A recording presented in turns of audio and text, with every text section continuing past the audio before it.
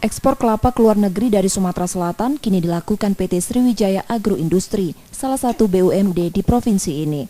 Ekspor perdana diluncurkan Gubernur Sumatera Selatan Herman Deru sebanyak 5 kontainer yang berisi 135 ton kelapa bulat dengan Thailand sebagai negara tujuannya. Ekspor kelapa diharapkan mendukung pengembangan industri kelapa, sehingga pemasaran tak hanya di pasar domestik, tapi ke mancanegara. Saat ini existing lahan kelapa kita yang sudah produktif itu di atas 30.000 hektar.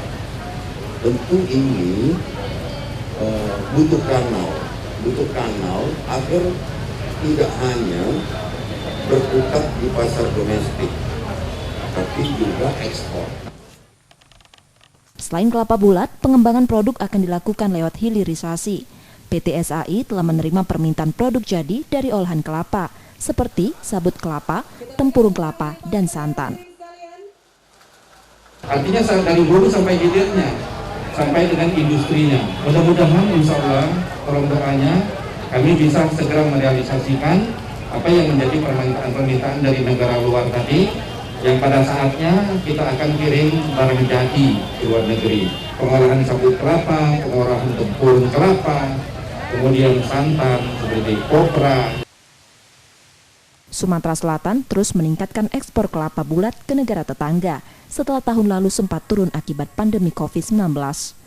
Hingga Mei 2021, ekspor kelapa bulat mencapai 42,4 ribu ton dengan 279 frekuensi pengiriman.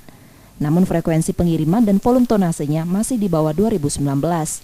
Tahun lalu, frekuensi pengiriman mencapai 451 kali dengan volume 43,7 ribu ton. Pengiriman ekspor kelapa bulat tetap masih melalui Pelabuhan Bom Baru dengan beberapa negara tujuan, seperti Tiongkok, Hong Kong, Malaysia, Thailand, dan Vietnam. Selain kelapa bulat, Sumsel juga memproduksi kopra yang mampu menghasilkan 57.000 ton kopra. M. Rizky Nurmizan, Kompas TV, Palembang.